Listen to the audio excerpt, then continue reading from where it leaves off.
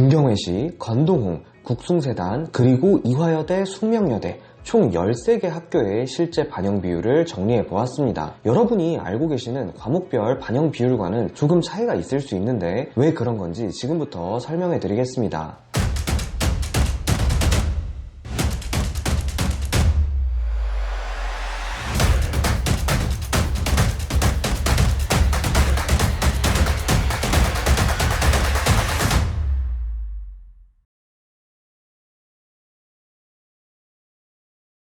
오늘은 수능에서 2등급에서 3등급을 받은 학생들이 어떻게 전략을 세워야 할지 알려드리도록 하겠습니다. 1등급에서 2등급을 다루지 않는 이유는 어차피 최상위권 학생들은 전략이 고정되어 있기 때문에 그렇습니다. 가군에서는 연대나 고대 고정하고, 나군에서는 수능을 엄청 잘 봤으면 서울대, 수능을 적당히 잘 봤으면 서성한 안정, 그리고 다군에서는 스카이 서성한이 없기 때문에 확실하게 하향으로 쓰고, 큰 틀에서의 전략은 정해져 있고 그 다음은 표본 분석의 영역이기 때문에 일반화를 시킬 수가 없습니다. 따라서 최상위권 학생들은 각자의 상황에 맞게 전략을 세워주시면 됩니다. 하지만 2등급에서 3등급부터는 상위 6개 대학과 달리 대학들이 가군, 나군, 다군에 고르게 퍼져 있어서 다양한 조합이 가능하고 다양한 전략을 세울 수 있다는 점 알고 계셔야 합니다. 그래도 다행히 이 라인에서는 오직 과목별 반영 비율이라는 유불리만 따지면 큰 문제는 없다고 볼 수 있겠습니다.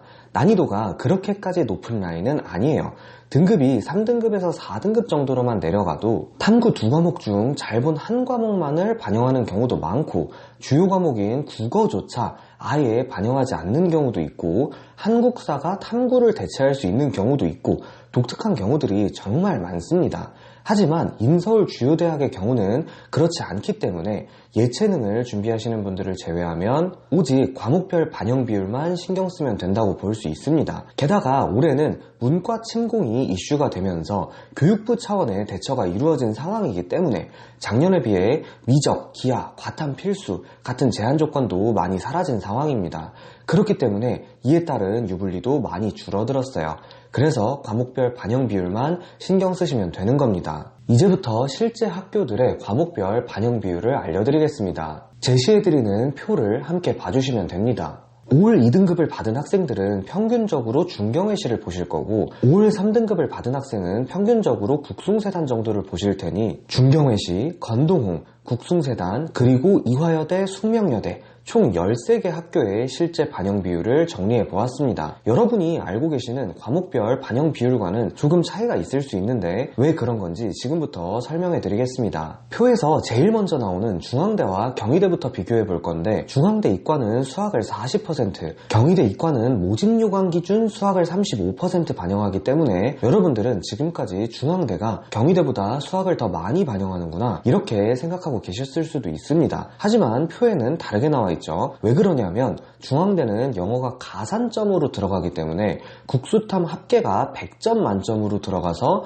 수학은 그 중에 40점인 거고, 경희대는 영어가 15%로 따로 들어가기 때문에 국수탐이 85점 만점인 거고 수학은 그 중에 35점인 겁니다. 즉 100점 만점으로 환산을 하면 경희대는 수학이 41.1점이 배점되어 있는 것과 마찬가지입니다. 경희대가 수학의 실질 반영 비율이 더 높은 겁니다. 물론 이 정도 차이 때문에 수학을 잘 본 학생은 중앙대 대신 경희대를 써야 한다 이런 건 아닌데, 단순히 모집 요강에 명시된 숫자를 그대로 믿으면 안 된다는 걸 말씀드리고 싶었습니다. 영어도 마찬가지입니다. 반영 비율과 감점 폭을 반드시 같이 신경 쓰셔야 합니다. 그래서 이를 보정해서 등급별로 100점 만점에 몇 점이 감점되는 건지를 정확하게 판단을 하고 계셔야 합니다. 홍익대는 서울 캠퍼스 대부분의 모집단위 기준 영어를 15% 반영하고, 국민대는 영어를 20% 반영한다고 해서 국민대가 영어를 더 중시하는구나 이렇게 생각하면 안 된다는 겁니다. 홍익대는 2등급은 5점, 3등급은 12점, 4등급은 21점이나 감점하는데,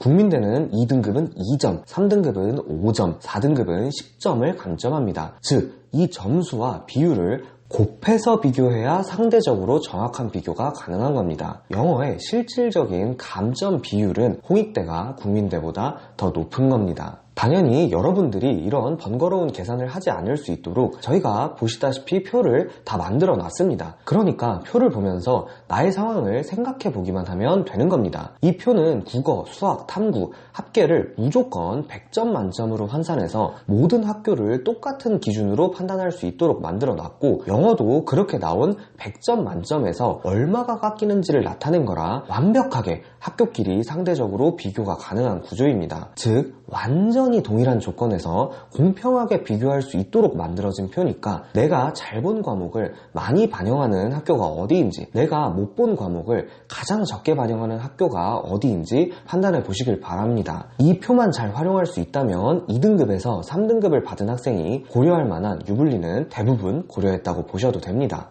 이상으로 가장 일반화된 전략의 틀을 말씀드렸는데요. 아직 가장 중요한 부분이 남아있다는 사실을 절대로 잊지 마시길 바랍니다. 예를 들어 내 수능 성적이 건국대의 평가 기준에 더 유리하다고 해도 유불리와 별개로 그 학교에 사람들이 많이 몰려들 수 있다는 사실도 알고 계셔야 한다는 겁니다. 반대로 내가 동국대의 평가 기준과 잘 맞지 않는다고 해도 동국대는 펑크가 나서 합격할 수도 있다는 사실을 명심하셔야 합니다. 또한 과마다 도 상황이 다 다르겠죠. 어떤 과를 선택하는지에 따라서 굉장히 여유롭게 합격할 수도 있고 큰 차이로 불합격할 수도 있습니다. 유불리를 판단하는 것도 중요하지만 그보다 훨씬 더 중요한 것은 표본의 상황을 세밀하게 분석하는 것, 꼭 명심하시길 바랍니다. 수능 성적표를 받고 나서 할 일, 영상과 진학사 칸수, 진학사 레포트를 해석하는 방법, 영상을 보신 분들은 이게 무슨 말인지 바로 알아들으셨을 텐데, 이 영상을 아직 보지 않으신 분들은 다른 영상은 몰라도 방금 언급한 영상들은 꼭 한번 확인해 보시길 바라겠습니다. 오늘 영상까지 포함해서 딱 이렇게 3가지 영상만 보셔도 나의 상황에 맞는 매력적인 학교 리스트들을 추릴 수 있고, 그리고 그 중에서도 실제 표본 상황에 맞게 과를 더 한번 추려낼 수 있습니다. 이 과정만 제대로 따라한다면 여러분들은 여러분들이 받은 수능 성적보다 훨씬 더 높은 대학에 진학할 수 있을 겁니다. 꼭 명심하시길 바랍니다. 감사합니다. 이쌤이었습니다.